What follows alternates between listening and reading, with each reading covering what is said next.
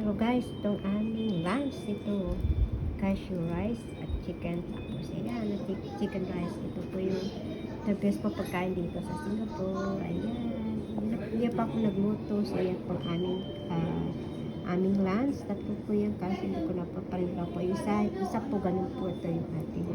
Ito po yung may mix po, chicken saka yung roast na talagang laman ng pork. Ayan po, napakasarap po talaga yan. Yum yum na ang ating chicken rice. Yan po, napakasarap. Yan.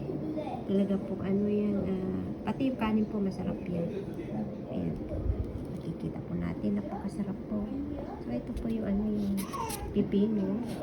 Ayan, so ayan, tara kain na po tayo. Napakasarap po ng ating lunch chicken rice.